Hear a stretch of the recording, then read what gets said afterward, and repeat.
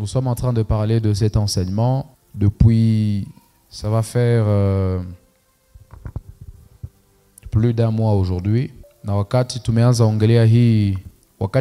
ongelea hii theme, tumejifunza kwamba kuna mengi ambayo Roho Mtakatifu iko na uwezo ya kufanya ndani ya maisha ya mtu. Haleluya. Tumeona ya kwamba Roho Mtakatifu wa Mungu iko na uwezo ama uweza ya kutumia mtu ya kupatia mtu nguvu ambayo si ya kikawaida, ambayo ni nguvu ya kiroho. Et nous avons vu que c'est au travers de cette force surnaturelle que le Saint-Esprit donne aux croyants qu'il arrive à exercer ce que nous avons appelé les dons spirituels, ama zawadi za kiroho. Nous avons parlé de plusieurs dons spirituels déjà, et aujourd'hui je voudrais que nous puissions parler du don de la foi, le don de foi. Et cela est dans 1 Corinthiens chapitre 12, 1 Corinthiens 12, le verset 9. La Bible dit à un autre, c'est l'Esprit de Dieu qui donne, il dit à un autre, il donne la foi par le même esprit, à un autre le don des guérisons par le même esprit. Ça veut dire que c'est le Saint-Esprit ama ni Roho Mtakatifu ndo anapatiaka mtu ile kipawa cha imani ama ile zawadi ya imani, ce qu'on appelle le don de foi. C'est le Saint-Esprit qui donne ça. Et quand on parle de don de foi, par définition, de manière générale, il faudrait d'abord que nous puissions savoir iko ya muhimu kujua kwamba imani ni ile nguvu yenye tunakuwa nayo juu ya kuweza kutia tumaini ndani ya kitu. C'est-à-dire la capacité à croire. De manière générale, quand on parle de foi, on parle de cette capacité. Ile nguvu yenye Mungu anapatiaka mtu. Ile nguvu ambayo tunapokea kwa Roho Mtakatifu, ile nguvu ambayo tunapokea kwa Mungu yenye natutumaka kutia tumaini letu ndani ya kitu. Ou bien notre foi en quelque chose. Seulement, il faut savoir que le don de la foi, quand on parle du don de la foi, différemment de la foi tout court, le don de la foi va plus loin. Lui, il va au-delà de la foi ordinaire. Il va au-delà de la foi que nous pouvons avoir ou la foi que peut avoir tous les chrétiens. Déjà, par différence, nilipenda tuelewe kama wakati tunaongelea imani, lorsque nous parlons de la foi, là tous les chrétiens peuvent avoir la foi en Dieu. Mais tous les chrétiens ne peuvent pas avoir le don de la foi. Nous allons voir la différence parce que le don de la foi, comme je viens de le dire, iko juu ya imani. C'est au-delà de la foi tout court, c'est au-delà de la foi ordinaire. En fait, la foi et le don de la foi, il faut d'abord comprendre que tous viennent de Dieu. Parce que imani tunaipokeaka kutoka kwa Mungu, c'est Dieu qui nous donne la foi. C'est le Saint-Esprit qui nous donne la foi. Ça vient de Dieu, la foi vient de Dieu. Mais aussi quand on parle du don de la foi, ama zawadi ya imani, ça vient aussi de Dieu, parce que c'est le Saint-Esprit, comme nous venons de voir ça au 9e verset de 1 Corinthiens 12, c'est le Saint-Esprit qui nous donne ça. C'est-à-dire les deux viennent de Dieu. Imani natoka kwa Mungu na zawadi ya imani, ou bien le don de la foi vient aussi de Dieu. Seulement, il faut retenir que le don de la foi, c'est une portion, une petite portion ou bien une partie de la foi parfaite de Dieu. Cette partie que le Saint-Esprit accorde à quelqu'un à un moment bien donné, c'est-à-dire à un moment donné, un moment spécifique, afin de répondre à un besoin bien précis. J'ai dit que la foi et le don de la foi viennent tous de Dieu. Seulement, il faut retenir qu'à la différence, le don de la foi, ama zawadi ya imani, c'est une portion, ni sehemu ya imani ya Mungu. C'est une portion, une petite portion, une partie de la foi de Dieu lui-même. La foi parfaite de Dieu. Quand je dis la foi parfaite, vous allez comprendre tout à l'heure pourquoi j'ai dit la foi parfaite de Dieu. Parce que la foi de Dieu n'est pas comme la foi des hommes. Lui, il ne croit pas comme les hommes. C'est une partie, sehemu ya imani ya Mungu ye mwenye.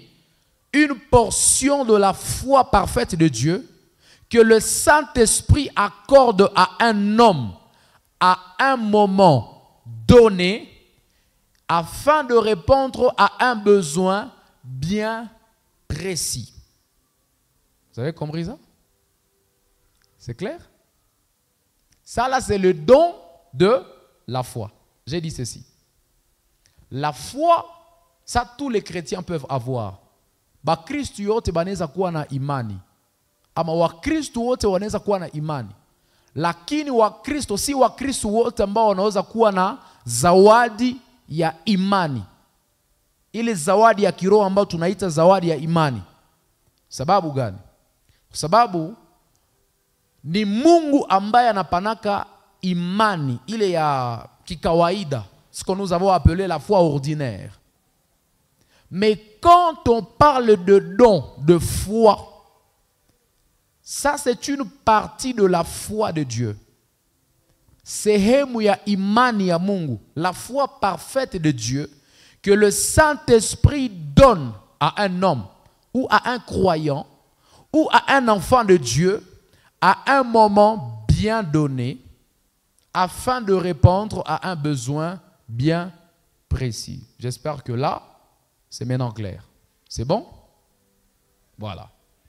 Alors, il est important de noter que la foi ordinaire est toujours basée sur la connaissance que l'on a de Dieu. Je continue à donner la différence. Kati ya imani na zawadi ya imani. Ama ile zawadi ya Roho Mtakatifu ambao tunaita imani. Haleluya. Haleluya. Niko ninaweka utofauti kati ya imani ya kikawaida na imani ya, ama ile zawadi ya Roho Mtakatifu ambao tunaita imani. C'est-à-dire la foi ordinaire et ce qu'on appelle le don de la foi. Il y a une différence. Ici, je venais de dire qu'il est important, ni ya muhimu kukazia kwamba. Lorsque nous parlons de la foi ordinaire, ama ile imani ya kikawaida, c'est une foi qui est basée, qui est toujours basée sur la connaissance de Dieu. Ça veut dire ceci. Wakati mtu anakuambia niko na imani, nina tumaini ndani ya Mungu, ili ninaaminia Mungu, anakuambia iko na imani ndani ya bitu ya Mungu, anakuambia iko na imani ndani ya Mungu. Ile imani yenye kunakuambia iko nayo ndani ya Mungu ama ndani ya vitu ya Mungu ni imani ambayo inatokana na vitu ambavyo anajua juu ya Mungu. Vous comprenez ça? C'est une foi qui dépend de la connaissance qu'il a de Dieu. Parce que même quand on parle de la foi chrétienne, quelqu'un qui a la foi en Dieu, c'est parce qu'un jour on lui a dit Dieu sauve et il avait envoyé son fils unique qui était venu mourir à la croix. Maintenant il avait versé son sang innocent. C'est comme ça que maintenant ceci, comme il avait versé son sang, ce sang-là t'avait lavé. Alors lui il avait porté tous tes péchés à la croix. Toi tu dois seulement lui abandonner ça. Toi tu dois seulement lui laisser ça. Quand il apprend, là c'est la connaissance. Hein? Non. Ile ni ujuzi ambayo Mungu anampatia ama mtu anampatia. Ni muinjilisti, ni mhubiri fulani, anamwambia, ewa, Mungu alitumaka mtoto yake akiwa kukufia kumsalaba juu ya dhambi ambazo ulikuwa ndani yake. Wakati anajua ile, quand il sait ça, à partir du moment où il est conscient de ça, il bâtit sa foi sur ça. Vous comprenez un peu ça? Je vous donne un exemple. Vous voyez, lorsque un homme veut se marier, il cherche une femme. Wakati mtu anapenda ingie ndani ya ndoa, anatafutaka mwanamke kama ni mwanaume. Wakati niko natafuta mwanamke ambaye anapenda afunge naye ndoa, anakuyaka mwambia aseme, ewa mimi nakupenda na unaona niko ninapenda nifunge ndoa na wewe, ukuwe mke wangu, ukuwe mama ya watoto wangu, hivi na hivi. Anamwambia maneno mingi. Unaona? Wakati yenye ule mwanamke atamuitika, wakati yenye ule msichana atamuitika, anakuwaka amejenga imani yake juu ya ile maneno ambayo walimwambia. Weza? Ça c'est une foi qui est basée sur la connaissance. Et ici, quand je parle de la foi ordinaire, la foi de tout chrétien est basée sur la connaissance qu'il a de Dieu. C'est-à-dire ceci, plus ta connaissance de Dieu est grande, plus ta foi sera grande. Tu as compris ça? On a ce qu'il y a? Plus tu connais Dieu, plus tu grandiras dans ta foi, plus tu croiras en Dieu. Les gens qui connaissent Dieu un peu comme ça, ils croient aussi en Dieu un peu comme ça. Ils ne croient pas beaucoup en Dieu. Vous voyez ça? Parce que leur foi est limitée. Et c'est la raison pour laquelle la foi de plusieurs chrétiens, d'ailleurs de tous les chrétiens, quand on parle de la foi ordinaire, tous ici, notre foi est limitée quelque part. Vous savez pourquoi? Parce qu'elle est basée sur une certaine connaissance. Elle est basée sur une connaissance que nous avons de Dieu. Et comme notre connaissance de Dieu est limitée, notre foi aussi est limitée. Regardez, on va lire avec vous Luc chapitre 1er. Prenez avec moi Luc chapitre 1er, Luka sura kwanza, à partir du 26e au 34e verset. Makumi mbili na sita paka makumi tatu na ine. Voilà, Luc chapitre 1er. 26 à 34. C'est une histoire que nous connaissons bien. La Bible dit, au 6e mois, l'ange Gabriel fut envoyé par Dieu dans une ville de Galilée appelée Nazareth, auprès d'une vierge fiancée à un homme de la maison de David nommé Joseph. Le nom de la vierge était Marie. L'ange entra chez elle et dit, « Je te salue, toi à qui une grâce a été faite, le Seigneur est avec toi. » Troublée par cette parole, déjà, elle est troublée, hein? Déjà, elle est dérangée. Déjà. Troublée par cette parole, Marie se demandait ce que pouvait signifier une telle salutation. Rien que la salutation la dérange déjà. L'ange lui dit, ne crains point, Marie, car tu as trouvé grâce devant Dieu. Et voici, tu deviendras enceinte, et tu enfanteras un fils, et tu lui donneras le nom de Jésus. Il sera grand et sera appelé fils du Très-Haut. Et le Seigneur Dieu lui donnera le trône de David, son père. 33. Il régnera sur la maison de Jacob éternellement et son règne n'aura point de fin. Écoutez, Marie demande au 34e verset. Marie dit à l'ange, comment cela se fera-t-il puisque je ne connais point d'homme? Ça là, il est né à tout ma Marie à poser les questions. Ce n'est pas le don de la foi. C'est ce qu'on appelle la foi ordinaire. Imani ya kikawaida. Vous savez, sa foi était limitée au fait que on peut s'attendre à concevoir. On peut s'attendre à avoir une femme, on peut s'attendre à avoir un enfant ou une grossesse si on a connu un homme. Marie dit, je peux comprendre, cher ange, précieux ange de Dieu. Je peux comprendre et accepter ce que tu es en train de m'expliquer là, si j'ai connu un homme. Mais moi qui n'ai pas connu un homme, comment tu oses me dire que je vais concevoir? Marie dit, ça là, je ne peux pas croire en ça. En fait, ce n'est pas son problème. Pourquoi? Parce qu'elle n'avait pas une certaine connaissance de Dieu. Elle était limitée. C'est la raison pour laquelle elle demande ça à l'ange de Dieu. Et c'est même le cas de plusieurs d'entre nous ici. Wengi kati yetu wiko na maswali mengi sana ndani ya maisha ya kiroho. Sababu gani? Kwa sababu wiko na ujuzi ambao ni wa kiwango fulani ndani ya maisha ya kiroho. Ils ne connaissent pas Dieu à une certaine dimension. C'est la raison pour laquelle, bien-aimés dans le Seigneur, nous avons l'habitude de vous exhorter d'apprendre à connaître Dieu tous les jours. Parce que je vais le reprendre, je vais insister encore, plus votre connaissance de Dieu est grande, plus votre foi sera aussi grande en Dieu. Quelqu'un comprend ça? Vous croirez en Dieu. Écoutez-moi, je vais le dire comme ça pour ceux qui veulent retenir et pour ceux qui écrivent. Ceux qui veulent mettre des choses sur leur statut, n'oubliez pas de mettre ça. Dans la vie chrétienne, vous croirez toujours à Dieu, toujours en Dieu, à la limite de votre connaissance. Alléluia. Quelqu'un comprend de quoi je parle? Dans la vie chrétienne, bien-aimé dans le Seigneur, vous croirez toujours en Dieu à la limite de votre connaissance. Moins vous connaissez Dieu, moins sera votre foi en Dieu. Petite est votre connaissance de Dieu, petite sera votre foi en Dieu. Croyez-moi, frères et sœurs. Parce que notre foi est toujours basée sur la connaissance de Dieu. Marie dit, moi je ne comprends pas. Je ne peux pas croire en ce que tu m'expliques.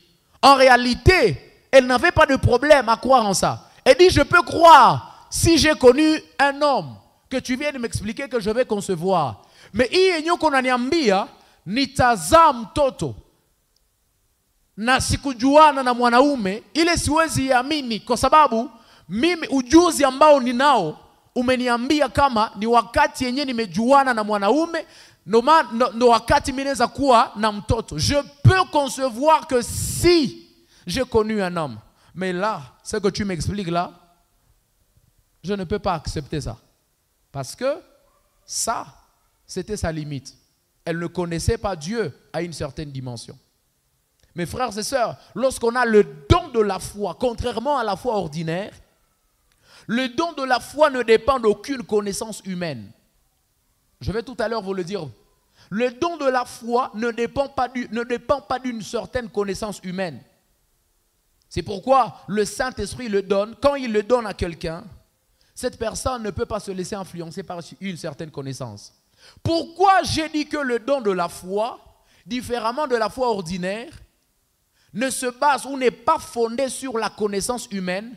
Parce que je vous ai dit que le don de la foi, c'est une petite portion, une partie de la foi parfaite de Dieu. Ça, ce n'est pas la foi de tous les chrétiens. Ce n'est pas la foi ordinaire. C'est une foi, une particule, une partie de la foi parfaite de Dieu. Et parce que c'est une partie de la foi parfaite de Dieu, elle ne vient pas ou elle n'est pas fondée sur la connaissance humaine, elle est fondée sur l'omniscience de Dieu. Quelqu'un comprend de quoi je parle? Oh, est-ce que je peux expliquer? Je peux expliquer quelque chose? Non, dites amen bien s'il vous plaît. Je vais expliquer. Vous savez, j'étais en train de dire que la foi ordinaire est limitée. Pourquoi? Parce que d'ailleurs, Paul, dans 1 Corinthiens, il dit, nous connaissons en partie. Vous voyez? Comme nous connaissons en partie, et la foi ordinaire est toujours basée sur la connaissance humaine, alors notre foi ne peut qu'être limitée parce que nous connaissons en partie. Mais comme le don de la foi n'est pas basé sur la connaissance humaine, c'est une partie d'abord de Dieu et elle est basée sur la connaissance de Dieu. Et comme la connaissance de Dieu n'est pas limitée, la Bible dit que Dieu connaît tout, il est omniscient. C'est comme ça que quand quelqu'un travaille, fonctionne ou exerce le don de la foi, qui est une partie de la foi parfaite de Dieu, il n'est pas limité. Alléluia. Je vais vous le montrer dans la Bible. Venez avec moi dans Matthieu chapitre 8. Dans Matthieu chapitre 8, c'est une histoire que nous connaissons bien. Jésus est dans la barque avec ses disciples. Matthieu chapitre 8, du 23e au 27e verset. Regardez. Il y a une scène bizarre. Il monta dans la barque et ses disciples le suivirent. Et voici, il s'éleva sur la mer une si grande tempête que la barque était couverte par les flots. Et lui, il dormait.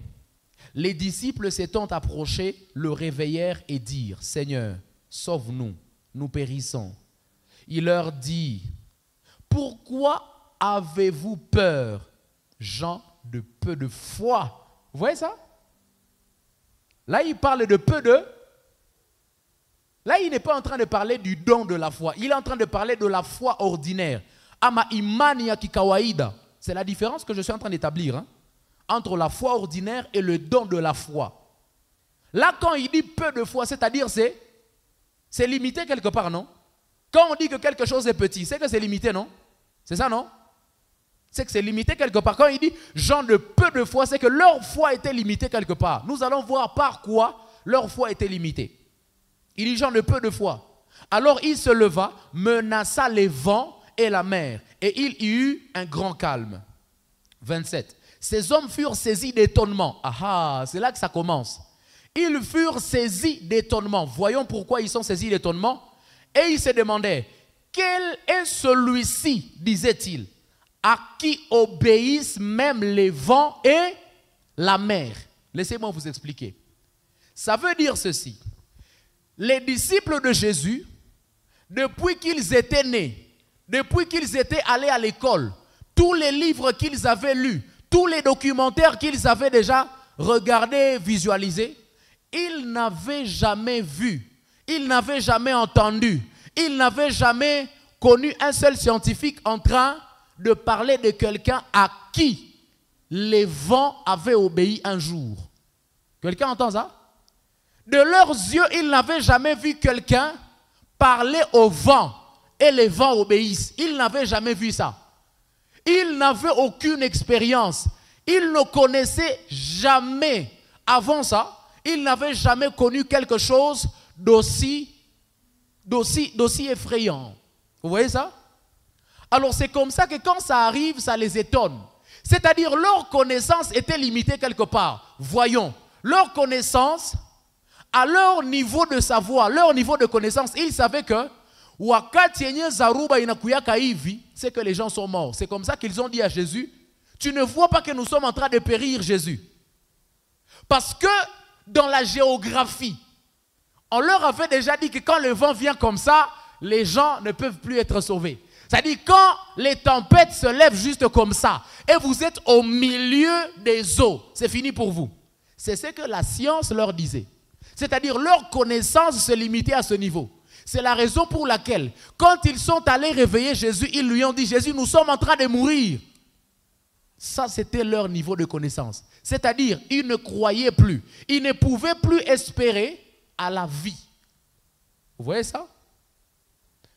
Mais là, comme la foi ordinaire était déjà limitée, il fallait aller un peu plus au-delà. Quelqu'un dit avec moi un peu plus au-delà. Il fallait aller un peu plus au-delà, pas au niveau de la foi ordinaire, mais au niveau de ce qu'on appelle maintenant le don de la foi. Parce que le don de la foi n'est pas basé sur la connaissance des hommes, le don de la foi est basé sur la connaissance de Dieu qui dépasse la connaissance des hommes. Jésus, c'est là que maintenant il dit, gens de peu de foi. Il dit, votre foi est petite parce que c'est une foi ordinaire. Mais comme moi, j'ai quelque chose de particulier maintenant, au-delà de la foi ordinaire, j'ai le don de la foi. C'est là qu'il a dit, vent, taisez-vous. Là, quand il parle à la foi, il défie la science. Vous voyez ça? Il est en train de remettre en cause toutes les thèses, les hypothèses, toutes les phrases, toutes les théories que ses disciples avaient. Ça met au défi la science. Vous voyez ça? Parce que c'est au-delà, c'est au-dessus de la connaissance des hommes. C'est comme ça que quand quelqu'un opère dans le don de la foi, il fait toujours des choses qui dépassent les hommes. Il fait toujours des choses que les hommes ont du mal à comprendre. C'est comme ça que très souvent, dans l'opération des miracles, c'est un don que nous avons aussi appris, le don très souvent qui marche en parallèle avec le don d'opération des miracles, c'est le don de foi. Parce que ça, c'est au-dessus de la connaissance des hommes. Les hommes vont dire normalement, pour qu'on puisse passer comme ça, il faut qu'on puisse procéder comme ceci, il faut qu'on puisse appliquer ceci. Mais parce que toi, tu opères pas dans la foi, parce que toi, tu n'as pas seulement la foi, tu opères dans le don de la foi. Tu dis non, moi je vais faire ça. Non, moi je vais prier pour lui et il va guérir. Ça, c'est le don de la foi. C'est au-delà de ce que les hommes savent. C'est au-delà de ce que tout le monde a connu avant. C'est comme ça que quand quelqu'un opère dans le don de la foi, tu fais des choses qui n'ont jamais été faites avant. Tu es toujours dans les nouveautés. C'est-à-dire tout ce que tu fais, les gens disent mais ce qu'il vient de faire là, on n'a jamais connu quelque chose de comme ça. Ce qu'il vient de faire là, la science ne peut pas expliquer ça. Parce que ça, c'est au-delà de la connaissance des hommes. Quelqu'un dit avec moi le don de la foi. Dis encore plus fort le don de la foi. Encore, le don de la foi, qui est différent de la foi ordinaire. Alors, retenez aussi, pour le deuxième point, ces trois choses qui se passent lorsque le don de la foi doit être manifesté. Il y a trois choses qui se passent ou qui arrivent lorsque le don de la foi doit être manifesté ou bien il doit être exercé. La première des choses qui se passe ou qui arrive lorsque le don de la foi est un besoin ou bien il doit être manifesté, il doit être accordé à celui qui doit le manifester. Pour que le don de la foi se manifeste, il faut qu'il soit accordé à celui qui doit l'exercer. Alléluia. Parce que nous avons vu, n'est-ce pas, dans 1 Corinthiens 12, le verset 9, que c'est un don qui vient du Saint-Esprit. C'est-à-dire, ça là, c'est au-dessus de la foi que tous les chrétiens du monde ont. Ça, c'est un don que le Saint-Esprit, de manière particulière, vient. Il dit, toi, je te donne une autre portion. C'est-à-dire, toi, tu crois différemment de tout le monde. Tu as une foi un peu plus élevée que tout le monde. C'est-à-dire, toi, tu crois, même quand tout le monde, même le pasteur, quand il ne croit plus, lui-même, il est en train de dire, est-ce que ça, c'est possible là? Mais toi, tu crois. Tu dis, papa, ça va arriver. Lui-même, il dit, mais ça te vient d'où? Tu crois à quel point? Comment? C'est-à-dire, vous savez, quand quelqu'un a le don de la foi, il est comme quelqu'un qui est très zélé. Très souvent, hein? C'est comme quelqu'un qui est très zélé. C'est-à-dire, lui, il est comme un fou. Vous vous dites, mais le monsieur ici, comment il croit seulement? Regardez. Vous n'avez jamais fait face à une telle scène peut-être. Mais les hommes de Dieu font face à ces genres de scènes tous les jours. Imaginez que quelqu'un, on est dans un culte qu'on appelle culte de miracle, comme les 3 matinées d'exaucement qu'on va commencer demain matin à 6h30. Quelqu'un vient ici avec une béquille, il dit, pasteur, je viens, je demande la prière parce que j'avais connu ce problème et tout ça. C'était même pas un accident et tout ça. Il y a juste un esprit qui m'était apparu dans les songes et tout ça. Maintenant, j'avais eu ce problème de pied. Depuis ce jour-là, je ne sais plus marcher. Je veux que vous puissiez prier pour moi. Vous voyez ça? Ça là, ça ne demande pas la foi. Hein? Ça demande le don de la foi. Quelqu'un dit avec moi le don de la foi.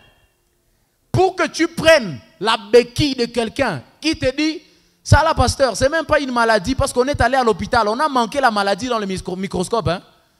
Ceux qui font la kiné, ils ont fait la kinésithérapie et tout ça là, ça n'a jamais marché. C'est juste un esprit qui m'était apparu dans un songe le matin quand je m'étais réveillé. Je n'ai plus jamais marché normalement. Pour que tu prennes cette béquille là, ou kamate il est lat, il est mouti qu'on a tembélé, ça ne demande pas la foi. Hein? C'est la raison pour laquelle tous les chrétiens ne peuvent pas faire ça. Ce n'est pas parce que les chrétiens n'ont pas la foi. Les chrétiens ont la foi. Mais parce que la foi est limitée, ils ne peuvent pas faire ça. Eux, leur connaissance, leur tête, la foi, vous savez, la foi réfléchit. Mais le don de la foi ne réfléchit pas. Est-ce que quelqu'un entend de quoi je parle? Quand tu as la foi, tu vas réfléchir, tu vas dire, je n'ai jamais vu mon père spirituel faire ça. Hein? Tu vois, là tu as commencé à réfléchir. Parce que ça là, tu es encore dans la dimension de la foi. Tu dis, j'avais vu quelqu'un faire ça et puis un jour il avait été humilié. Là tu es encore dans la dimension de la foi. Tu vois? Parce que là tu réfléchis encore. Tu dis, maintenant si ça ne marche pas. Là tu te poses des questions parce que tu es encore dans la dimension de tout le monde. Là tu es encore aux moines. Tu vois? Là tu es encore un enfant. Mais quand tu opères dans le don de la foi, c'est-à-dire ton intelligence est comme stérile. Tu vois un peu quand on parle, comme quand on parle du parler à langue. Hein? Là, ton intelligence est stérile. Tu oublies la honte, tu oublies l'expérience, tu oublies tout. Ça dit que tu oublies tout. Tu vois? Là, tu es entré dans la foi de Dieu. En fait, celui qui opère dans le don de la foi, il ne croit pas par lui-même, il croit par Dieu. N'est-ce pas? Parce que je vous ai dit que le don de la foi, c'est une partie de la foi parfaite de Dieu que le Saint-Esprit accorde à un homme à un moment donné afin de satisfaire à un besoin bien précis. Vous voyez ça? Là, tu ne crois pas par toi-même. En fait, celui qui opère dans le don de la... Je vais même le dire comme ça, pour que vous puissiez bien comprendre. Celui qui opère dans le don de la foi ne croit pas. C'est Dieu qui croit à sa place. Maintenant, tu as compris, non? Là, tu as compris? Celui qui opère dans le don de la foi, lui, il ne croit pas. C'est Dieu qui croit à sa place. C'est Dieu qui croit en lui. Parce que si c'est lui qui doit croire, lui, il va croire à la limite de sa connaissance. Mais Dieu, il faut que Dieu vienne croire à sa place. C'est-à-dire, lui, quand il regarde ça, lui, il regarde une béquille. Quand vous tous, vous êtes en train de voir quelqu'un qui marche avec une béquille, lui, il a vu quelqu'un qui est en train de marcher normalement. C'est ça. Quand vous tous, vous êtes en train de voir quelqu'un qui ne sait pas se tenir debout, lui, il a vu quelqu'un qui s'est tenu debout. C'est ça, le don de la foi. Ça, ce n'est pas la connaissance des hommes. C'est la foi de Dieu. Je prie avec le Saint-Esprit que Dieu t'accorde le don de la foi au nom de Jésus de Nazareth. La première chose, nous avons dit, il doit être accordé quand il doit se manifester. Deuxième chose qui se passe, lorsque ce don doit se manifester, on verra toujours quelle solution apporter au problème.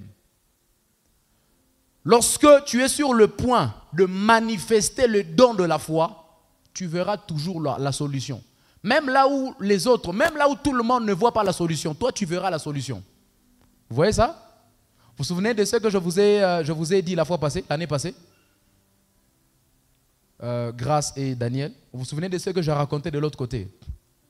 Quand on n'avait pas de chaise, on n'avait pas d'instrument, on n'avait rien du tout. Même pas 200 $ dans le compte en banque. Mais je suis en train d'annoncer qu'on va déménager, on va construire, on va faire ceci, on sera l'une des plus belles églises, on sera ceci. Oh, mais ça là c'est quoi? Ça là c'est pas la foi, c'est les dons de la foi. Vous voyez ça? Ça là c'est pas la foi, c'est le don de la foi. C'est-à-dire là où tout le monde est perdu, là où tout... Kila mtu ashakuwa bloqué.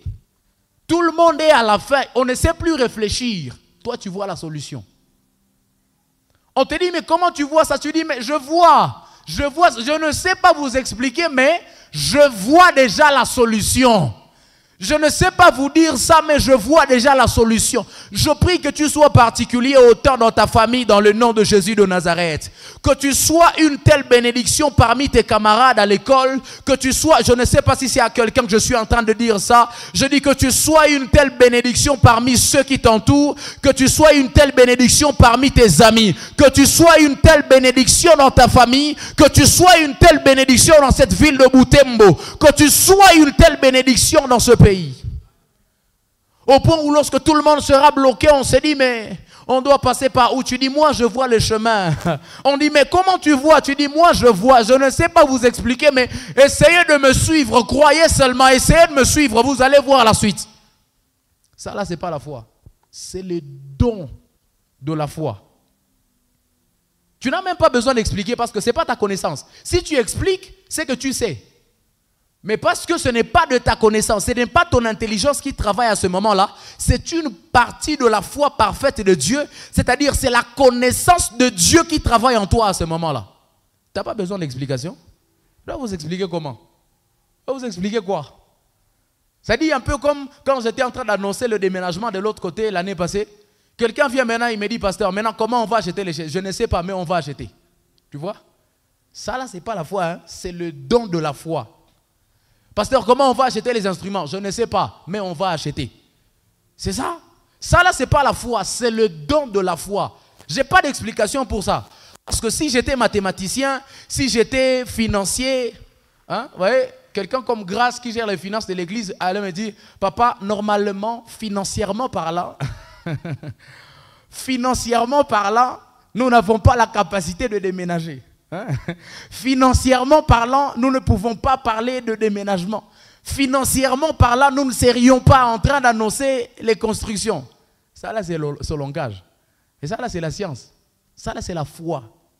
Quand tu expliques déjà financièrement parlant, économiquement parlant, géographiquement parlant, ça là, c'est le niveau des enfants. Ça là, c'est le niveau de tout le monde. Tout chrétien peut expliquer ça. Vous voyez ça? Ça là, c'est la foi. Donc ça, c'est le niveau des enfants. C'est le tout petit niveau là. C'est le niveau des bébés spirituels. Quand tu grandis avec Dieu, tu commences à faire des choses. Tu commences à annoncer des choses. Tu commences à expliquer des choses. Ou on te demande des explications, tu dis, moi-même, je ne sais pas. Mais je sais que ça va être comme ça. N'habitez, je ne sais pas vous expliquer, mais je sais que ça va être comme ça. Ça là, ce n'est pas la foi, hein, c'est le don de la foi. C'est-à-dire, toi, tu sais voir la solution là où personne ne voit la solution. Tout le monde a vu la chute. On va fermer l'église. On va faire ceci. Et toi là, dis-vous, là où vous voyez des chaises vides là, moi je suis en train de voir des gens déborder jusque dans l'avenue là-bas. Elle dit, explique-nous comment ça va être. Elle dit, je vois, j'ai besoin d'explications. Pourquoi? Est-ce que ça vient de moi? Si ça venait de moi, j'allais vous expliquer. Mais comme ça ne vient pas de moi, ce n'est pas de ma foi, c'est Dieu qui m'a prêté sa foi, là je n'ai pas d'explication à vous donner. Dieu vous-même vous le montrera quand ça arrivera. C'est comme ça? C'est ce qu'on appelle le don de la foi. Dis encore avec moi le don de la foi. Encore une fois, le don de la foi. Troisième chose qui arrive, lorsque ce don doit être manifesté, on se trouve face à une situation impossible. Lorsque tu es face à une situation impossible, il faut savoir que là, Dieu n'est pas en train de revendiquer ta foi. Là, il veut que tu puisses exercer, que tu demandes au Saint-Esprit de te prêter une partie de la foi de Dieu. Quelqu'un entend de quoi je parle? C'est-à-dire, quand tu es devant une situation impossible, les hommes, quand ils t'expliquent ça, ils disent ça là, c'est pas possible. Oh, mais tu ne peux pas réussir ça si tu n'es pas marié. Oh non, tu ne peux pas réussir ça si tu n'as pas une moto. Tu ne peux pas réussir ça si tu n'as pas un certain statut. Bon, normalement, tu ne peux pas déposer ta candidature dans une organisation non gouvernementale si tu n'as pas ton diplôme, si tu n'as pas ceci, si tu n'as pas ceci. Normalement, tu ne peux pas aller te présenter dans une interview si tu n'es pas en costume. Tu dis, ah bon? Mais c'est impossible ça. Ça là. Quand tu es face à une situation impossible comme ça, Dieu est en train de te pousser à demander au Saint-Esprit une partie de la foi de Dieu afin que tu puisses agir. Je vais vous montrer ça dans la Bible.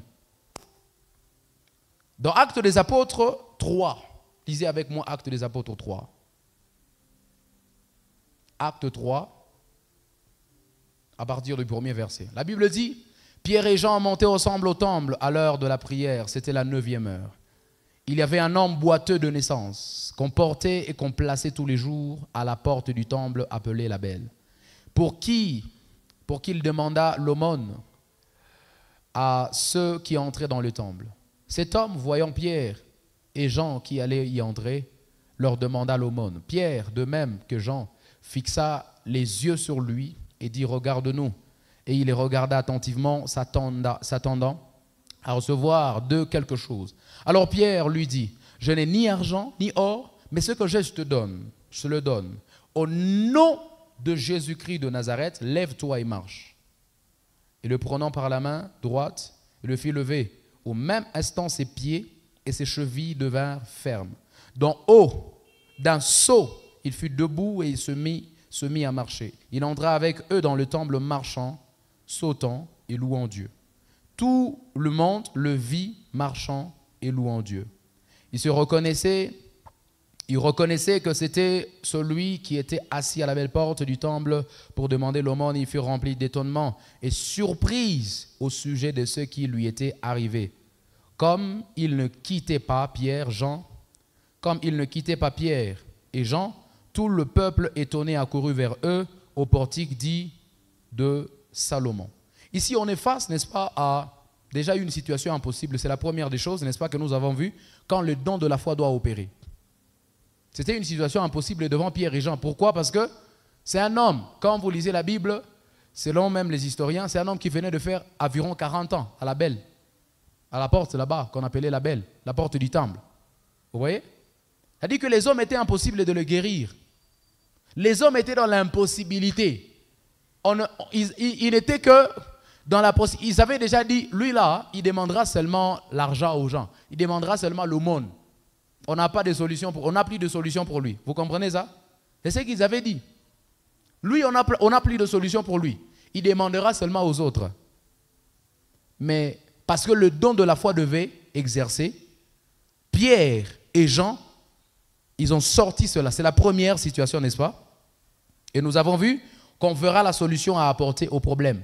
La solution qu'ils ont apportée, c'était la guérison à cet homme-là. Et nous avons aussi vu que le don est accordé. Il est donné lorsqu'il doit être manifesté. À ce moment-là, ils n'avaient pas opéré dans la foi. Ils ont opéré dans le don de la foi. Alléluia. Pendant les 10 minutes ou 15 minutes qui me restent, je parle de la diversité des langues. Dans 1 Corinthiens 10, le verset 12, le verset 10. 1 Corinthiens 12, le verset 10. La Bible dit à un autre le don d'opérer des miracles, à un autre la prophétie, à un autre le discernement des esprits, à un autre la diversité des langues, à un autre l'interprétation des langues. Alors par définition, quand on parle de diversité des langues, ama lugha, comme ça qu'on dit ça en Swahili, lugha, c'est le prophète Ken Mouyaya de Lubumbashi qui a l'habitude de parler de ça. Il dit lugha. La diversité des langues. Quand on parle de diversité des langues par définition, c'est la capacité accordée aux croyants par le Saint-Esprit, bien sûr, comme nous l'avons vu dans la Bible. Et cette capacité lui permet de s'exprimer dans des langues qu'il n'a jamais apprises. C'est une capacité qu'un enfant de Dieu ou un croyant reçoit. Et cela lui permet de s'exprimer dans des langues qu'il n'a jamais apprises.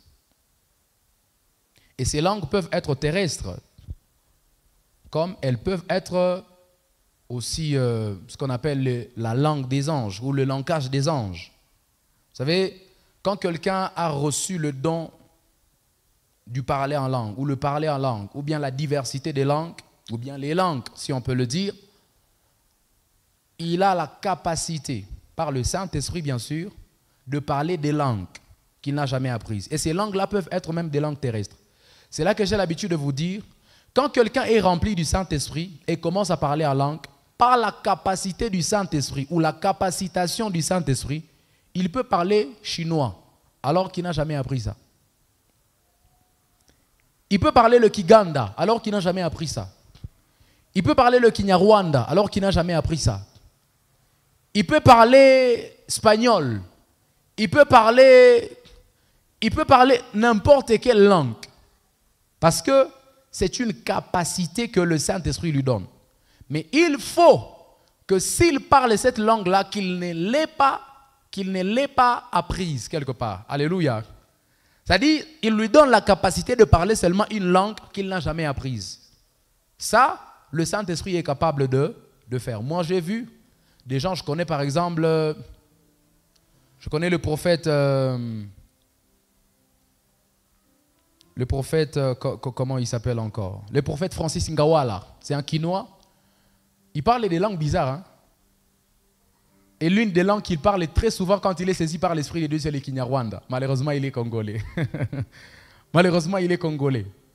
L'une des langues qu'il parle très souvent, quand il est saisi par l'Esprit de Dieu, c'est le Kinyarwanda. Lui-même ne comprend pas. Mais quand tu l'entends parler et tu entends un Rwandais parler, tu dis ça là, c'est le Kinyarwanda. Et le prophète Joël Francis raconte qu'un jour, ils étaient dans une réunion parce que tous ils étaient à l'église Philadelphie. Alors avant qu'ils ne quittent, ils étaient dans une réunion un jour. Un jour comme ça, ils sont en train de prier. Le prophète Francis Ngawala est saisi par l'Esprit de Dieu. Il commence à parler espagnol. par l'Esprit de Dieu. Ça, c'est une autre dimension. Hein? Ça, c'est la capacité du Saint-Esprit. Vous voyez ce que le Saint-Esprit est capable de faire. Le Saint-Esprit est capable de faire des choses mystérieuses, des choses extraordinaires, au-delà de l'imagination des hommes. Il a commencé à parler espagnol en pleine prière, en pleine réunion. Je prie que le Saint-Esprit nous laisse expérimenter ces choses dans cette église. Que le Saint-Esprit nous laisse expérimenter, qu'il te laisse aussi expérimenter ces choses dans ta vie chrétienne. Je ne désire pas mourir un jour sans avoir expérimenté cette dimension, Daniel. Il faut qu'un jour je parle espagnol. Par la capacité du Saint-Esprit. L'une des langues que je désire un jour parler. Bon, c'est vrai que c'est le Saint-Esprit qui choisit. Mais je sais qu'il entend aussi ma prière maintenant. L'une des langues que je désire parler pendant que je suis saisi par l'Esprit de Dieu, c'est le Chinese. C'est-à-dire, vous m'entendez parler comme un Chinois ici. Parfaitement. Chinois. Par la capacité du Saint-Esprit. Le Saint-Esprit est capable de faire des choses que les hommes ne peuvent pas expliquer. Que les hommes ne sont pas capables d'expliquer. Vous savez, on raconte aussi qu'il y a un homme de Dieu qui avait l'habitude de s'enregistrer avec ses cassettes et il envoyait ça souvent sur Internet après avoir enregistré par des cassettes. Alors, un jour, il y a une dame, il avait une réunion de prière. C'est une dame qui est espagnole. Elle est venue le voir et elle a commencé à parler avec lui en espagnol. Oh, monsieur a dit, mais moi je ne parlais pas espagnol, je parlais français. Alors la dame lui a dit, mais j'ai l'habitude de te suivre sur Internet. Tu parles le vieux espagnol là. Parce qu'elle était venue, elle était contente de voir qu'il y a encore des hommes, c'est un espagnol qui a disparu. Elle était contente de voir qu'il y a des hommes qui connaissent encore le vieux espagnol là, l'espagnol qui était en train de disparaître. Alors que lui ne parlait qu'en langue. Vous voyez l'expérience de Actes des Apôtres 2. C'est-à-dire, lui, il est en train de parler en langue, mais pendant qu'il parle en langue, dans le monde entier, il y a quelqu'un dans son pays qui est en train de l'entendre par sa langue d'origine. Sa langue maternelle. C'est possible de vivre ces choses, bien-aimés dans le Seigneur. Ces choses ne sont pas restées dans la Bible. Nous pouvons les vivre même à notre temps. Et je prie que cela soit notre partage dans cette église au nom de Jésus de Nazareth. Un jour, tu es en train de parler en langue. Un Chinois, quand il te suit de l'autre côté en Chine, tu commences à lui parler par sa langue. Tu commences à lui prêcher l'évangile. Daniel, je prie que cela soit ton partage un jour. Un jour, tu es seulement en train de parler en langue, mais tu es en train de prêcher l'évangile à un Chinois qui est en train de t'écouter sur Internet. Un jour, tu es en train de parler juste en langue. Tu parles juste en langue. Mais un Espagnol qui est en Espagne est en train de te suivre. Il te suit parler le portugais. Il se dit, mais c'est comment? Tu prêches l'évangile en portugais. Parce que c'est la capacité du Saint-Esprit. Vous savez, il y a un homme, un évangéliste puissant. J'oublie un peu son nom, mais j'ai lu son histoire dans un livre, je crois, de David Yonguicho. On l'envoie, Dieu l'envoie, il s'est enfermé. Je crois que c'est sur TikTok où j'ai lu ça un jour, c'est un documentaire. J'ai lu ça. C'est un homme que Dieu avait envoyé, il s'est enfermé pendant 27 jours. Il n'était jamais sorti parce qu'il cherchait la puissance de Dieu. Pendant 27 jours, non, pas 27 jours. Mais c'était pendant 7 mois. Ce n'était pas 27 jours. Pendant 7 mois, il s'est enfermé. Il n'était pas sorti pendant 7 mois. Et il a demandé à Dieu le revêtement spirituel. Parce que lui, il était fatigué de vivre comme tout le monde. Il ne voulait pas être comme tout le monde. Tous les hommes de Dieu, là, il dit, moi, je sors de cette masse-là. Je ne veux pas être comme tout le monde. Après 7 mois, quand il est sorti, on raconte que Dieu l'envoie dans un pays des musulmans. Un pays où on ne voulait... C'est-à-dire, quand on t'entend seulement parler de Jésus là, il existe des pays encore comme ça aujourd'hui. Hein. On t'entend parler de Jésus là, c'est le jour de ta mort. Maintenant, c'est là que Dieu l'envoie. Et puis il dit, va voir le président lui-même. Quand il arrive, il dit, j'ai rendez-vous avec le président. On lui dit, est-ce que c'est vrai que tu as rendez-vous avec le président? On l'emmène, on le conduit jusque dans le bureau du président. Déjà à la porte, je me souviens bien, déjà à la porte, il a dit aux gardes qui devaient le conduire jusque dans le bureau du président, il lui dit, Dieu m'envoie ici pour que je vienne prêcher l'évangile de Jésus-Christ. Le garde dit, votre Jésus là, mais c'est quel genre de Jésus là? Il dit, votre Jésus là est déjà incapable de me guérir de ma maladie ici. Il avait un problème, je crois, un problème de quelque chose comme une malformation sur son corps. Alors il lui dit, je vais te conduire dans le bureau du président, le cabinet du président, si tu me guéris moi. Parce que tu me parles d'un Jésus qui est puissant et tout ça là. Il dit, si tu me guéris là, je vais te conduire dans le cabinet du président. Quand il est à la porte là-bas, il dit, ferme les yeux, je vais prier pour toi. Quand il prie, le monsieur est guéri sur les champs. Il dit, oh, c'est vrai donc ces histoires. C'est comme ça que le monsieur le conduit dans les cabinets du président. Et quand il le conduit dans les cabinets du président, le président lui dit, c'est vrai monsieur, ce que tu nous dis là, on ne serait pas contre ça. Mais le problème c'est que, si lui-même il le met au défi, il dit, j'ai un problème d'hypertension, j'ai un problème de diabète, je crois quelque chose comme cancer aussi. Il dit, si tu me guéris de ces maladies, je vais te laisser le stade, je vais te laisser prêcher dans mon pays sans problème. Monsieur dit, bon, fermez les yeux, je vais prier pour vous. Il prie aussi pour le président. Le président aussi guérit. Là, je ne vais pas vous parler du don de guérison. Le président, quand il guérit, il le laisse maintenant prêcher dans les stades. On raconte que le stade était tellement rempli, le premier jour que les gens étaient à l'extérieur. Comme il devait prier pour les malades, il a prié pour les malades, mais il a dit, je ne peux pas toucher tout le monde. Vous qui êtes à l'extérieur du stade là-bas, touchez le mur du stade. Vous comprenez ça? Il dit, vous là, vous qui êtes à l'extérieur, vous êtes malade, touchez seulement le mur du stade, vous serez guéris. Il a prié, ceux qui étaient à l'extérieur, qui touchaient le mur du stade à l'extérieur là-bas, ils ont été guéris. Maintenant, il y a une scène bizarre qui s'est passée. L'interprète qui était en train de transmettre le message, parce que lui, il ne parlait que sa langue d'origine. Alors, il est dans un pays, j'oublie vraiment les précisions en rapport avec la langue. C'était une dame qui est en train de l'interpréter. Il lui dit, dis-leur que Jésus est leur sauveur. La dame, vu la conviction qu'on avait dans le pays, elle refuse et dit, je ne peux pas leur dire ça. Et dit, j'arrête de vous interpréter. Si tu me demandes de leur dire ça, je ne leur dirai pas que Jésus est leur Seigneur. Parce que moi-même, je ne crois pas en ça. Et nous, on n'accepte pas ça dans ce pays. Oh. Il dit, mais tu es en train de m'interpréter, parle-leur. L'interprète, la dame a craché sur lui, devant les gens comme ça, dans le stade. Et elle a déposé le micro et elle est partie. Après avoir craché sur l'homme de Dieu. L'homme de Dieu a dit, c'est pas grave. Là, sur place, il a été saisi par l'Esprit de Dieu. Et l'Esprit de Dieu lui a permis, par la capacitation spirituelle, de parler dans la langue d'origine du pays. Il a prêché dans la langue qu'il n'avait jamais apprise. Vous comprenez ça? Il a prêché dans la langue qu'il n'avait jamais apprise. C'est-à-dire, tu es en Chine comme ça, tu dis aux Chinois, dis-leur que c'est Jésus. Une Chinoise te dit, non, je ne peux pas leur dire, elle crache sur toi. L'Esprit de Dieu te saisit, Daniel. Tu commences à parler Chinese, tu commences à prêcher l'évangile en Chinese que tu n'as jamais appris un jour. Ça, c'est ce que le Saint-Esprit est capable de faire. Vous comprenez ça? C'est ce que le Saint-Esprit est capable de faire. Et un jour, vous savez, j'étais en train d'échanger avec ma maman. Elle m'a donné aussi une autre dimension, Daniel, du parler à langue. Je n'ai jamais entendu un prédicateur, même un docteur de la parole parler de ça. Plusieurs fois, je suis le docteur Atom, mais lui-même n'a jamais parlé de cette dimension. C'est ma propre mère. Elle, là, je l'appelle ma mentoresse personnelle. Elle m'a donné une autre dimension du parler à langue. Elle m'a dit, pasteur, viens, je t'explique quelque chose.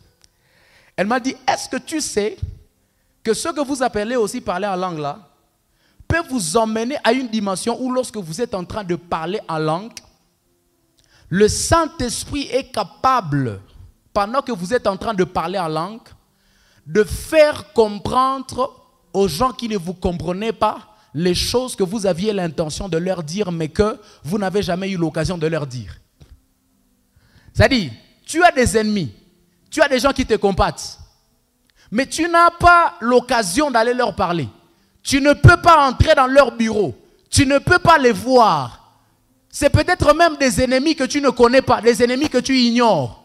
Mais juste parce que tu es en train de robosikayamanda là-bas, tu es en train de parler en langue, le Saint-Esprit se charge d'aller te défendre auprès de ces ennemis-là. Le Saint-Esprit se charge d'expliciter ton langage. Ce sont des gens qui ne te comprenaient pas. Ils disent, ah non, lui, ces messages, on ne les comprend jamais parce que tu es en train de parler en langue. Il dit, ça aussi, c'est une dimension du Saint-Esprit. Le parler en langue là, c'est aussi une dimension où le Saint-Esprit peut t'emmener à te laisser comprendre là où tu ne pouvais pas être compris. C'est-à-dire même celui qui ne pouvait pas te comprendre, il te comprend quand tu es en train de parler en langue. Ça aussi, c'est une dimension où le Saint-Esprit peut nous emmener lorsque nous sommes en train de parler en langue. Alléluia. Alléluia. Et je voudrais aussi que nous puissions retenir, pendant que je suis en train de finir, je n'ai qu'une minute encore, quelques secondes d'ailleurs, le don de parler en langue est l'un des plus communs de l'esprit. C'est l'un des plus communs. Pourquoi? Parce qu'il peut être donné à tout chrétien. Il peut être donné à tout le monde. Tous les chrétiens peuvent parler en langue. C'est comme ça que dans 1 Corinthiens 14, le verset 5, Paul dit « Je souhaite que vous puissiez tous parler en langue ». C'est-à-dire il est possible que toute l'Église parle en langue. Et d'ailleurs, c'est possible. Alléluia. Je prie que cela soit notre partage au nom de Jésus. C'est l'un des dons les plus importants pour ces trois raisons. Premièrement, c'est parce que les langues sont un don que vous pouvez manifester à n'importe quel moment, n'importe où et dans n'importe quelle circonstance. Alléluia. C'est un don que vous pouvez manifester partout. Un don que vous pouvez manifester à n'importe quel moment et dans n'importe quelle circonstance. Vous pouvez parler en langue dans les cimetières, pendant l'enterrement, dans la fête, partout vous pouvez parler en langue, partout. Vous pouvez manifester cela. Alléluia. C'est l'un des plus importants parce que le parler en langue est parmi les 9 dons celui qui permet principalement aux croyants de s'édifier lui-même. Paul en parle dans 1 Corinthiens 14, le verset 4, il dit « Celui qui parle en langue s'édifie lui-même ». C'est le seul, d'ailleurs, parmi les 9, où lorsqu'on est en train de l'exercer, on s'édifie soi-même. Alors que tous les autres 8, quand on les exerce, c'est pour les autres. Il est le seul qui est avantageux à celui qui est en train de l'exercer. Troisièmement, les langues peuvent fonctionner comme un don initial car lors du baptême du Saint-Esprit, c'est celui qui arrive toujours en premier. Dans Actes des Apôtres 2, le verset du 1er au 4e verset, nous avons vu le jour de la Pentecôte, quand ils ont été saisis par l'Esprit, avant de commencer à manifester tous les autres dons restants, c'est le parler en langue qui a commencé. Quand ils ont été baptisés du Saint-Esprit, au 4e verset, on nous montre qu'ils ont parlé en langue. C'est-à-dire, quand quelqu'un veut exercer, d'ailleurs à partir du moment où quelqu'un est saisi par l'Esprit de Dieu, baptisé du Saint-Esprit, le don qui arrive en premier, c'est le parler en langue. C'est-à-dire, c'est lui qui ouvre la porte à tous les autres dons, le parler en langue. Parce que c'est lui qui arrive le premier. Je vais même le dire comme ça, c'est l'aîné de tous les dons spirituels. Alléluia. Alors, il a comme but, premièrement, il vise l'édification de celui qui parle, comme nous avons vu. Paul dit, celui qui parle en langue s'édifie lui-même. Et deuxièmement, il vise l'édification de l'Église, surtout quand il est interprété. Là, c'est quand il est interprété. Alors, notez bien, je voudrais finir par ceci, le parler en langue est vivement conseillé en secret. Vraiment. C'est très important de mentionner ça parce qu'on doit dire la vérité. Le parler en langue est vivement conseillé en secret. Et si l'on souhaite l'exercer en public, il faut qu'il soit interprété. C'est ce que Paul nous dit dans 1 Corinthiens 14, le verset 28. 1 Corinthiens 14, 28, par exemple, c'est le verset qui est tout près de moi ici. Je le lis. Il dit, s'il n'y a point d'interprète, qu'on se taise dans l'église, qu'on parle à soi-même et à Dieu. Vous voyez ça? Par exemple, aussi au 14, verset 14, chapitre 14, 10 et 12, il dit dans le même chapitre, il dit, quelque nombreuses que puissent être dans le monde les diverses langues, il n'en est aucune qui ne soit une langue intelligible. Et il dit au 11e, il dit, si donc, je ne connais pas le sens de la langue, je serai un barbare pour celui qui parle, et celui qui parle sera un barbare pour moi. C'est-à-dire que le parler en langue est beaucoup plus conseillé, vivement conseillé lorsque vous êtes seul dans votre chambre, vous êtes en train de prier seul. Mais quand vous êtes en public comme ça, quand vous êtes dans le culte, à moins qu'il y ait quelqu'un dans l'assemblée qui puisse interpréter cela. Je ne dis pas que c'est mauvais de parler en langue en public ou pendant le culte comme ça. Seulement, il faut savoir aussi qu'il y a un autre don qu'on appelle l'interprétation des langues. Et là, quand on doit interpréter, ça se passe comme ça. Quand quelqu'un est saisi par l'Esprit de Dieu, il commence à parler en langue. Très souvent, Daniel, il y a toujours quelqu'un dans l'assemblée qui a comme un esprit qui est en train de lui dire, il est en train de dire ça. Mais très souvent, comme on n'est pas habitué à cela, comme on n'a pas déjà des réunions organisées juste pour le baptême du Saint-Esprit, les gens ont peur de donner l'interprétation.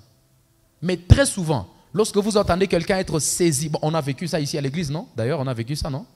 Plusieurs fois, dans les soirées du Saint-Esprit. On a vécu ça où quelqu'un est saisi par l'Esprit de Dieu. Il commence à parler et l'autre est en train d'interpréter. Dans cette église, on a vécu ça plusieurs fois. Très souvent, lorsqu'on est saisi par l'Esprit de Dieu, vraiment quand c'est l'Esprit de Dieu, vous sentez que lui là, c'est l'Esprit de Dieu qui l'a saisi. Il commence à parler en langue. Quand c'est l'Esprit de Dieu, il y a toujours quelqu'un dans l'assemblée qui a l'interprétation de ce qu'il est en train de dire. C'est comme ça que moi, dans mon éducation, selon l'éducation que j'ai, selon ma formation, quand je remarque par le discernement de l'esprit que quelqu'un a été poussé par le Saint-Esprit pour parler en langue, très souvent, je demande à l'assemblée de se taire. Parce que je sais qu'il y a quelqu'un qui va parler aussi, qui interprète. C'est que celui qui a été saisi par l'Esprit de Dieu est en train de dire par les langues nouvelles. Vous voyez ça? Et c'est l'éducation qu'il faut avoir. Ça, je vous donne comme enseignement. Quand vous remarquez ça, vous êtes en train de prier chez vous à la maison avec les enfants, vous êtes en train de prier même ici à l'église quand je ne suis pas là. Quand il y a juste quelqu'un qui est saisi par l'Esprit de Dieu, paf, il est saisi par l'Esprit de Dieu et il commence à s'agiter. Faites toujours taire tout le monde. Observez et demandez aux gens d'être concentrés. Il y a toujours quelqu'un. Ça peut ne pas être, il peut ne pas être saisi comme lui, mais il a toujours des paroles. Il est comme en train de, en fait, ça se passe comme ça. Quand quelqu'un est en train d'exercer, parce que c'est aussi un don spirituel, c'est aussi l'Esprit de Dieu qui saisit en même temps la personne qui est en train de parler en langue, en même temps celle qui doit interpréter. C'est comme si celui qui est en train de parler en langue était en train de parler dans les oreilles de celui qui est en train d'entendre les paroles. C'est comme ça que ça se passe. Vous comprenez ça? Très souvent, moi-même, j'ai reçu l'interprétation de certaines paroles. Et il peut aussi arriver, ça c'est maintenant une mention spéciale, il peut aussi arriver que vous soyez saisi vous-même par le parler en langue et que vous-même vous soyez saisi par l'interprétation. Vous voyez? C'est comme ça que vous entendez même plusieurs personnes commencer à prophétiser. Il parle la langue un peu. Maintenant, vous l'entendez dire, ainsi parle l'Éternel. Lui-même, il vient de finir à parler en langue. Lui-même, l'Esprit de Dieu lui met les paroles de ce qu'il était en train de dire. C'est pour dire, ce que j'étais en train de dire en langue là, même si c'était seulement 2 syllabes, voici ce que ça veut dire en français. Vous voyez ça? L'Esprit de Dieu parle. Il y a quelqu'un ici qui s'appelle tel, qui s'appelle ceci, qui s'appelle. Et puis, vous connaissez une servante de Dieu chez nous ici, la servante de Dieu, Marie Bokito, qui a ce don. Elle est particulière dans le don du parler en langue. Et très souvent, d'ailleurs, quand elle est saisie par l'Esprit de Dieu, elle exerce 2 fois, et même très souvent les 2. Elle finit de parler en langue, et puis elle-même donne l'interprétation de ce qu'elle était en train de dire en langue. Vous voyez ça? Parce que c'est l'Esprit de Dieu. Et ici, j'aimerais finir en disant, quand on parle de l'interprétation, on ne parle pas de... Je ne veux pas... En anglais, on parle de... to translate. Ce n'est pas ça. Ce n'est pas des translations. Non, ce n'est pas ça. Je ne sais pas comment on peut le dire en français. En fait, celui qui interprète le parler en langue ou le don du parler en langue, il n'est pas en train d'interpréter chacune des syllabes que celui qui est en train de parler en langue va sortir de sa bouche. Non. Lui, il donne seulement le sens. Vous comprenez ça?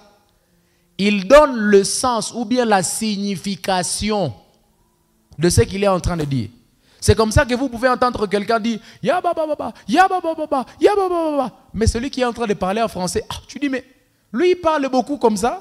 Celui qui est en train de parler en langue, lui il est en train de dire ya ba ba ba, il est en train de prononcer les mêmes paroles. Mais celui qui parle en français parle beaucoup comme ça. Non, il n'est pas en train de transcrire, voilà. C'est le terme que je cherchais.